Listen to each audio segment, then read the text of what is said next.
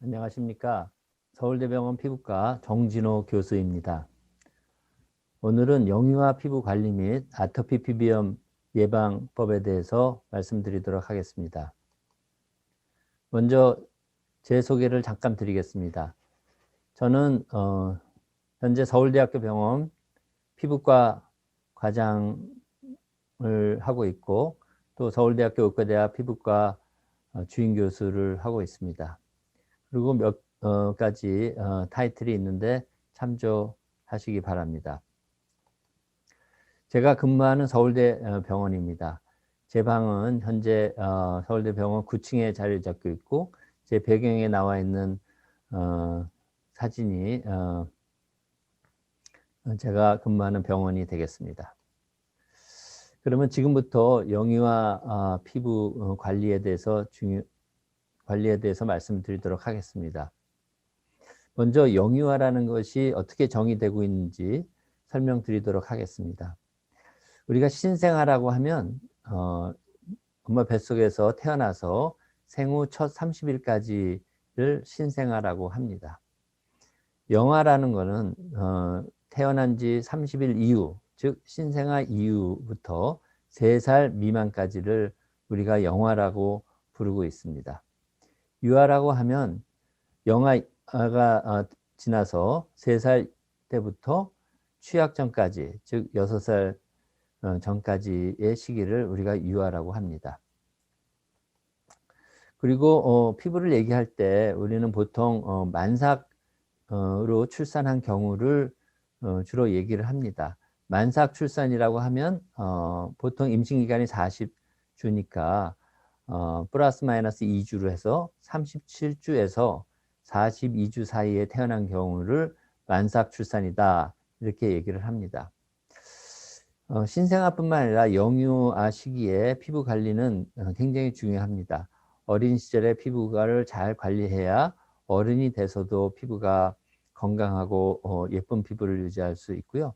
또 영유아 피부, 신생아뿐만 아니라 태어나자마자뿐만 아니라 어렸을 때 피부 관리를 잘해야 아토피 피부염의 발생이 감소합니다. 그래서 영유아기의 피부 관리가 매우 중요하다는 말씀을 드립니다. 그러면 어떻게 하면 우리 아기의 피부 관리를 잘 할 수 있을까요? 몇 가지를 먼저 말씀을 드리도록 하겠습니다. 아기가 엄마 뱃속에서 태어나자마자 보면 피부에 태지라는 것이 많이 존재하고 그 태지가 우리 아이 피부를 둘러싸고 있습니다. 태지라는 것은 엄마 뱃속에서 아기 피부에 각질이 떨어져 나온 것, 또 아기 피부에서 나온 기름이 모여 있는 것들이 이제 주 성분입니다. 이거 외에도 다양한 항균 물질, 그러니까 균을 죽이는 물질이죠. 그래서 아기 피부가 쉽게 감염이 되지 않는 것은 이런 항균 물질이 많이 존재하기 때문에 그렇고, 또 활성산소로부터 피부가 손상되는 것을 막는 항산화 물질이 태지에 많이 포함되어 있습니다. 그리고 이런 태지는 피부의 주 기능인 장벽 기능, 우리 몸을 외부로의 더러운 환경으로부터 보호하는 그러한 보호 기능, 보호막 기능인 장벽 기능에 도움을 주는 것으로 알려져 있습니다. 따라서 우리 아기가 태어났을 때 피부에 태지가 이렇게 붙어 있어서 좀 안 좋은 거 아니냐 이렇게 생각을 하실 수 있지만, 실제로는 아기 피부에 많은 도움을 주고 아기 피부의 장벽 기능에 도움을 주고 있기 때문에 태지를 바로 닦아내는 것보다는 24시간 정도 그대로 놔두는 것이 좋다 이렇게 권장되고 있다는 사실을 아시는 게 좋겠습니다. 그러면 우리 아이 피부가 어른 피부와 많이 다를 것 같은데, 많이 약할 것 같은데 실제로 어떻게 다를까요? 우리 엄마들이 걱정하는 것처럼 아기 피부가 그렇게 약하거나 어른 피부와 많이 다르지 않습니다. 신생아는 태어났을 때 피부 장벽 기능이 거의 완성돼서 태어나게 됩니다. 물론 만삭 출산일 때를 말씀드리는 겁니다.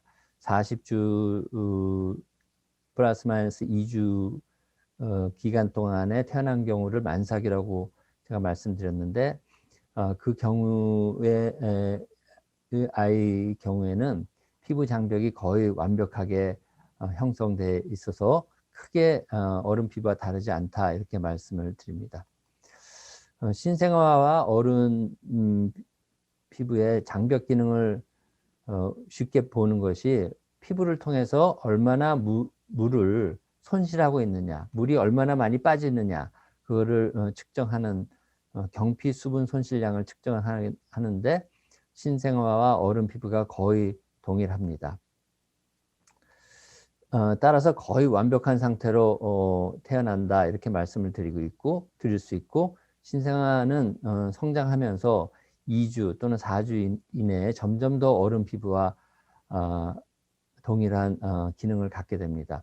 물론 몇몇 기능은 어른 피부보다 떨어져 있어서 1년 정도가 돼야 어른 피부와 같아지는 기능도 있지만, 대부분의 피부 장벽 기능은 신생아 피부와 어른 피부와 거의 동일하기 때문에 마음대로 목욕을 시키고, 또 보습제나 기저귀 발진 크림, 또 비누, 이런 것을 사용할 수 있는 것입니다. 그래서 우리 어머니들이 너무 우리 아기 피부가 약하지 않을까, 이렇게 걱정을 하실 필요가 없다는 말씀을 드립니다. 그러나 만삭이 아닌 조산 아이의 피부는 좀 얘기가 다릅니다. 그런 경우에는 피부 장벽 기능이 완벽하게 완성돼서 태어나지 않기 때문에 많이 장벽 기능이 많이 떨어져 있습니다. 그래서 특히 34주 이전에 태어난 조산아이의 경우에는 피부를 통해서 장벽 기능이 오기 때문에 수분이 많이 발산이 됩니다. 그러면 애가 쉽게 탈수 현상이 오고, 또 전해질 이상을 초래할 수 있습니다. 그리고 피부가 잘 발달되지 않아서 피하 지방층이 얇기 때문에 체온을 조절하는 그런 기능이 떨어지고, 특히 땀의 분비가 잘 안 되기 때문에 더운 환경에서 체온 조절이 안 됩니다. 그래서 34주 이전에 태어난 조산아의 경우에는 인큐베이터라고 하죠. 이런 보육기에 넣어서 좀 더 성장할 수 있도록 도와주고, 이 보육기는 온도와 습도가 항상 일정하기 때문에 피부를 통한 수분 발산이 증가되어 있는 상태인데, 그것을 많이 맞게 덜 일어나게 해주기도 하고, 또 온도가 너무 더워서 땀이 분비가 안 되면 체온이 올라갈 수 있기 때문에 그런 체온 조절 이상도 예방하기 위해서 온도와 습도를 항상 일정하게 해주는 보육기에 넣어서 피부 장벽이 완성될 때까지 아기를 키우는 것이 좋습니다. 그리고 피부 장벽이 덜 완성되기 때문에 균의 감염도 잘 될 위험이 있기 때문에 항상 조심해야 되고, 피부가 얇고 연약하기 때문에 아기를 만질 때 상처가 나지 않도록 조심하는 것이 좋습니다. 그러나 만삭인 경우에는 피부 장벽 기능이 거의 어른과 같기 때문에 크게 걱정할 필요가 없다, 이렇게 말씀을 드립니다. 또 하나 강조하고 싶은 거는 우리 아이의 피부의 산도가 약산성이라는 것입니다. 우리 아이의 피부도 그렇고 우리 엄마와 같은 어른의 피부도 약산성입니다. 산도가 pH 5 내지 5.5 정도로 유지를 하고 있습니다. 그래서 이러한 약산성의 산도가 피부 장벽을 잘 유지하는 데 굉장히 중요한 역할을 합니다. 그래서 항상 피부의 산도를 5 내지 5.5로 유지하는 것이 굉장히 중요하다, 이렇게 말씀을 드리고, 그러기 위해서는 약산성의 클렌저를 사용해서 몸을 닦는 것이 중요하다는 말씀을 나중에 좀 자세히 드릴 예정입니다. 그래서 지금부터 우리 영유아기의 아이들의 피부 관리를 어떻게 하면 좋을지를 말씀을 드리도록 하겠습니다. 보통 이제 아이를 낳으시면 첫 아이도 그렇고 둘째 아이도 그렇고 대개 어머니나 할머니가 하던 방법을 그대로 하는 경우가 대부분입니다.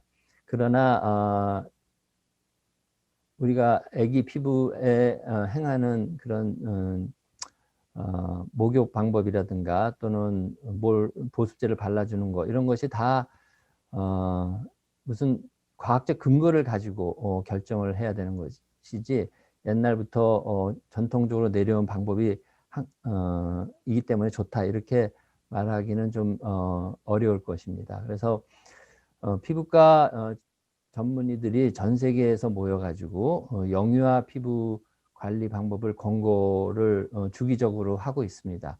그래서 과학적 근거가 쌓이면 옛날에 좋다고 하는 방법도 나쁘다고 하기도 하고 또 새로운 방법을 추천해 주기도 합니다. 그래서 제가 그동안 전 세계 피부과 전문가 그룹에서 권고한 방법을 종합적으로 오늘 말씀을 드리도록 하겠습니다.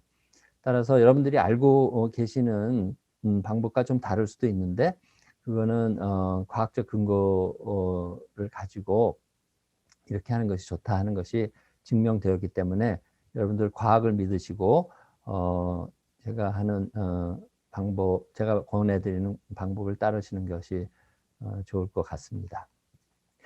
그러면 아기가 막 태어나자마자 신생아의 목욕은 언제 하는 것이 좋을까요?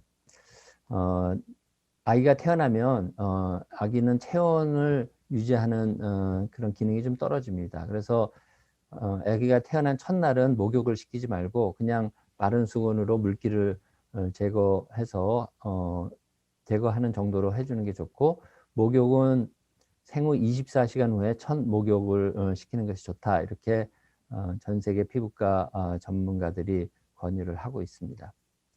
그리고 아까도 말씀드렸듯이 신생아는 엄마 뱃속에서 태어날 때 태지라는 성분을 몸에 많이 몸이 쌓여 있는데 이 태지는 피부를 보호하는 작용도 있고 피부 장벽을 강화시키는 그런 기능도 있고 또 피부의 산도를 약산성으로 유지하는 그런 기능도 있기 때문에 태지는 제거하지 않고 남겨두고 24시간 후에 목욕을 시키면 그때부터 제거가 되겠습니다. 그리고 요즘에는 산후조리원에 들어가셔서 아기를 놓은 후에 몸을 조리하는 산모들이 많은데 산후조리원에서 아기를 목욕시킬 때는 여러 아기를 목욕시키기 때문에 서로 균이 혹시 감염될 수 있기 때문에 꼭 장갑을 끼고 목욕시키는 것이 좋겠다 이렇게 전문가들이 권유를 하고 있습니다. 그러면 목욕을 어떻게 시키는 게 좋을까에 대해서 말씀을 드리도록 하겠습니다. 배꼽이 있으면 혹시 배꼽이 떨어지지 않았는데 목욕을 시켜도 될까 걱정을 하시는 엄마들이 많은데 배꼽이 떨어지지 않아도 목욕을 시켜도 전혀 문제가 없습니다. 그리고 목욕을 시킬 때 우리 어른들 목욕하듯이 수건으로 밀거나 스펀지로 이렇게 밀어주는 분들이 많은데 그 문지르는 것은 좋지가 않습니다. 그리고 목욕 시키는 시점은 저녁에 주로 시키는 것이 좋고 그것은 애가 목욕한 후에 잠을 잘 잘 수 있기 때문에 그렇습니다. 그리고 목욕하는 시간은 신생아의 경우 5분 정도에서 10분 정도, 10분이 넘어가지 않도록 그렇게 시키는 게 좋고 목욕의 횟수는 대부분 매일 시키시는 경우가 많은데 우리 피부과 전문가 그룹에서는 일주일에 2회 내지 3회 그러니까 매일 시키는 것이 아니고 이틀에 한 번 정도 한 번 시킬 때 5분 내지 10분 정도 시키는 것이 좋겠다 이렇게 권유하고 있습니다. 그러니까 피부과 의사 입장에서 피부를 생각해 볼 때 매일 시키는 것은 좋지 않다. 오히려 이틀에 한 번 정도 시키는 게 좋다 이렇게 말씀드릴 수 있겠습니다. 그 다음에 이제 목욕 시킬 때 목욕이 하면서 큰 문제는 아니지만 아차 실수로 사고가 날 수 있기 때문에 목욕은 시킬 때 안전수칙이 있습니다. 안전한 장소에서 해야 됩니다. 그러니까 아기를 목욕시키는 그런 통을 뭐 이렇게 높은 장소에 놓고 허리가 아프다고 높은 장소에 놓고 하다가 잘못하면 떨어지는 경우가 있기 때문에 안전한 장소에서 목욕통을 놓고 목욕을 시키는 게 좋고요. 그다음에 이런 장난감이나 목욕 욕조는 항상 깨끗하게 해서 균에 감염되지 않도록 조심하셔야 됩니다. 그리고 물의 온도는 37도에서 37.5도 정도를 유지하는 게 좋고, 물의 깊이는 아기 엉덩이가 잠길 정도인 5cm 정도가 좋습니다. 이것은 왜냐하면 이제 처음에 아기를 이렇게 하다 보면은 익숙지도 않고 또 비누가 있어 미끄러우기 때문에 잠깐 실수로 아기를 놓칠 수가 있죠. 그러면 물이 너무 깊으면 아기가 얼굴이 빠진다든지 할 수 있기 때문에 물의 깊이를 너무 깊지 않게 하는 게 좋겠답니다. 그리고 목욕 수건은 체온이 식지 않도록 배나 몸을 덮어주는 용도로 사용을 해야지 목욕 수건으로 이렇게 때를 밀거나 너무 문질러 주는 것은 좋지가 않습니다.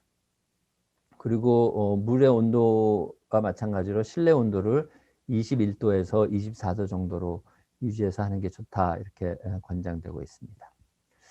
그리고 목욕을 시킨 후에는 어떻게 하는 게 좋냐. 아기가 체온 조절 능력이 좀 떨어지기 때문에 바로 마른 수건으로 감싸고 토닥토닥 물기를 말려주고, 체온이 금방 떨어질 수 있기 때문에 따뜻하게 감싸주는 게 좋고요. 그 다음에 몸에는 보습 크림을 나중에 설명드리겠지만, 또 기저귀에는 기저귀 발진 크림을 꼭 발라주는 게 좋습니다. 그리고 목욕을 하면 전신을 이렇게 잘 살필 수 있기 때문에 혹시 피부에 문제가 생기면 바로 피부과 의사의 진찰을 받는 것이 좋겠죠. 그러면 목욕 시 비누를 사용하는 게 좋을지, 또는 요즘에 클렌저라고 액상의 클렌저들이 나왔는데 어떤 게 좋을까 하는 것을 엄마들이 꼭 아셔야 됩니다. 그래서 딱딱한 고용 비누를 사용하지 말고 약산성의 액상 클렌저를 사용을 하도록 해야 됩니다. 그래서 비누와 클렌저의 차이는 뭘까요? 비누는 이렇게 딱딱한 비누를 말씀하는 겁니다. 이런 거는 이걸 만드는 제조 공정상 굉장히 알칼리입니다. 산도가 10이나 이 정도 됩니다. 근데 아까 저희 피부의 산도는 5 내지 5.5 정도의 약산성이라고 말씀드렸기 때문에 일단 산도 면에서 이 비누를 사용하면 안 좋고, 또 비누는 굉장히 알칼리성이기 때문에 각질층에 있는 단백질과 또 각질층에 있는 지질의 손상을 심하게 유발하기 때문에 피부 장벽 기능을 굉장히 망가뜨리게 됩니다. 그래서 피부 장벽 기능이 망가지면 피부에 자극이 심하게 오고 피부가 건조하게 되고 피부 가려움증이 유발되기 때문에 아기를 닦아줄 때는 고용 비누를 사용은 절대 그만하는 것이 좋습니다. 그리고 어른 피부를 에도 샤워를 할 때도 고용 비누는 사용하지 않는 게 좋습니다. 반면에 클렌저는 합성 성분의 계면 활성제를 사용하기 때문에 산도를 조절할 수가 있습니다. 만드는 공정상 중성 또는 약산성으로 만들 수 있는데, 반드시 약산성의 클렌저를 구입해서 사용하시는 게 좋고, 당연히 피부 산도와 같기 때문에 비누에 비해서 피부 손상이 매우 적게 됩니다. 그리고 자극이 거의 없고 건조함도 덜 유발을 하게 됩니다. 그래서 액상이기 때문에 목욕물에 조금 섞어서 목욕을 우리 아이들의 목욕을 시키거나, 또는 손에 거품을 좀 내서 살살 몸에 묻혀서 묻힌 다음에 물로 세척해 주는 방식으로 목욕을 시키는 것이 좋겠습니다. 그래서 신생아의 목욕 방법을 다시 한번 요약하면은, 목욕 횟수는 매일 목욕시키는 게 아니라 일주일에 2회 내지 3회 정도가 적당하다. 목욕 시간은 한 번 할 때 5분 내지 10분 정도가 적당하다. 비누는 부드러운 액체, 약산성, pH 5 내지 5.5 정도의 클렌저를 사용하고 알칼리 고용 비누는 사용하지 않는 것이 좋겠다. 목욕 수건을 사용하는 것은 이렇게 문지르는 것은 좋지 않고 체온 손실을 막기 위해서 몸을 가리는데 사용하는 것이 좋겠다, 이런 말씀을 드립니다. 보습제는 목욕 후에 꼭 발라주는 것이 좋습니다. 그래서 보습제 사용이 아토피 피부염 예방에 상당히 중요합니다. 최근에 미국과 유럽의 피부과학자들, 또 우리나라 피부과학자들도 마찬가지고 많은 연구를 통해서 엄마도 아토피, 아빠도 아토피, 그래서 우리 아이가 아토피 발생이 생길 가능성이 많은 그런 아이들을 많이 모아놓고 보습제를 신생아 때부터 꾸준히 하루 2번씩 사용한 그룹과 보습제를 거의 사용하지 않은 그룹을 비교를 해봤더니 아토피 피부염 발생이 한 반수 이상 감소하더라. 그래서 어렸을 때부터 보습제를 꾸준히 사용해주면 아토피 피부염 발생을 50% 이상 감소시킬 수 있다 하는 겁니다. 50%라는 효과는 엄청난 효과입니다. 그래서 반드시 아토피 피부염이 엄마도 있고 아빠도 있는 경우에는 아기가 아토피 피부염 발생 확률이 높기 때문에 반드시 태어날 때부터 아토피를 예방하기 위해서 보습제를 꾸준히 발라주시는 게 좋습니다. 저도 손녀가 하나 생겼는데 우리 손녀도 어렸을 때부터 아토피 피부염 예방을 위해서 보습제를 충분히 바르라고 제가 우리 딸한테 얘기해줘서 현재 아토피 피부염 발생 없이 피부가 아주 좋은 상태입니다. 그리고 이 보습제를 사용하면 각질층을 구성하는 지질 성분을 보충해서 피부 장벽을 강화시키는 효과가 있고, 그것 때문에 아토피 피부염 발생이 줄어들 거라고 생각을 하고 있습니다. 그리고 이렇게 침이 많은 부위랑 기저귀의 대소변이 많은 부위, 이런 경우에는 보습제를 이 부위에 충분히 더 발라주는 게 좋고, 특히 기저귀 부위에는 기저귀 발진 크림을 발라주는 것도 좋을 것 같습니다. 그리고 그러면 어떤 보습제가 좋으냐? 또 애들한테 쓰는 아까 클렌저도 있는데, 이런 제품을 고를 때 뭐를 고려해서 골라야 되는지에 대해서 말씀드리고자 합니다. 아까도 말씀드렸듯이 우리 아기 피부의 산도가 5.5 정도이기 때문에 클렌저도 그렇고 보습제도 그렇고 5에서 5.5 정도의 약산성의 보습제나 클렌저를 사용하시는 게 좋습니다. 그리고 당연히 아기 피부에 바르지만 눈이나 또는 입에 들어갈 수 있기 때문에 자극이 없는 그런 클렌저나 보습제를 사용해야 되겠고요. 또 이게 오래 사용을 하는 제품이기 때문에, 그리고 세균의 번식이 될 수 있는 제품이기 때문에 방부제 성분이 들어가 있어야 됩니다. 그래서 식약처에서 써도 좋다 하는 방부제 성분은 그 써도 좋은 농도까지는 아기 몸에 전혀 무해하다는 것이 과학적으로 증명이 돼 있는 거고요.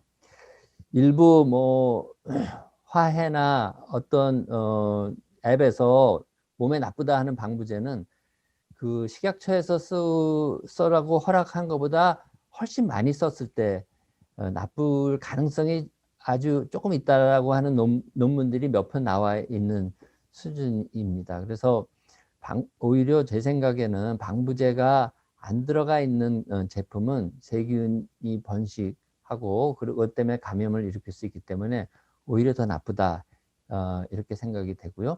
이건 제 의견이 아니고 전 세계 전문가 그룹에서 회의할 때마다 나오는 얘기입니다. 방부제 성분이 안 들어가 있는 제품은 오히려 위험하다 하는 것을 꼭 아셨으면 좋겠습니다. 그리고 향료가 알레르기를 잘 이기기 때문에 가능하면 무향료가 좋고, 만약 향료가 들어가 있다면 알레르기에 일으키는 빈도가 낮은 그런 향료를 사용한 제품인지를 확인하는 게 좋겠습니다. 그리고 제품의 효능, 보습 효능, 또 안정성, 부작용 이런 것을 임상시험을 통해서 입증을 한 제품을 고르시는 게 좋고요. 그 다음에 비누도 마찬가지고, 아까도 말씀드렸지만 보습제도 약산성의 제품을 쓰는 게 좋은데, 특히 비누인 경우에는 절대로 약산성으로 만들 수가 없기 때문에 이 클렌저를, 액상의 클렌저를 사용하는 게 좋겠습니다. 이런 제품들을 써야 된다는 것은 전 세계 피부과 전문가 그룹에서 제시한 를 제가 설명을 드렸다는 것을 말씀을 드립니다. 그 다음에 마지막으로 말씀드리고 싶은 거는 영유아에서 기저귀 발진이 상당히 흔합니다.